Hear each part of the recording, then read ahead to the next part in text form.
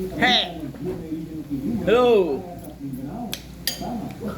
As usual, kakain tayo. Sarap na ulam. Oh. Naku, nakalimutan ko. Kailang. Kakain tayo sa Chinese restaurant. Kasi, kain tayo sa mangkok. Ayan po chow pan, ang tawag dito. Testing natin kung masarap kumain ito.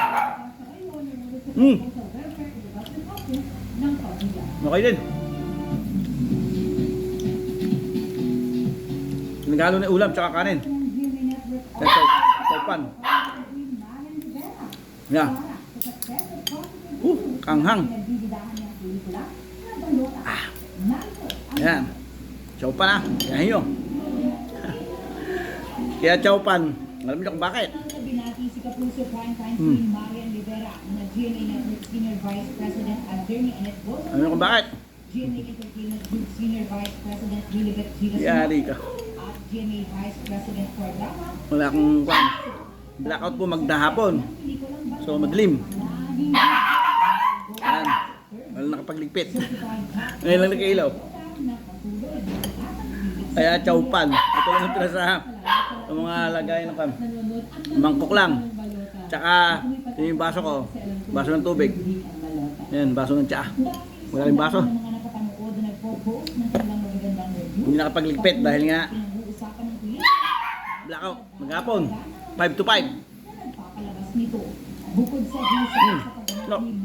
Bilang teacher Emmy, marami rin ang humanga sa pagganap ng Sparkle Store si Will Ashley, na gumanap bilang anak ni teacher Emmy na si Mahirap pag walang ligpit. Personally, sobrang natutuwa ko rin sa nakaka-proud na Si Panda naggutom na rin. Hindi nakakain, natulog lang kami. sa pinagdaanan namin. So, sobrang Iwanan ko sa akin, magdala ko. kasi na-appreciate Bisikleta. ng tao.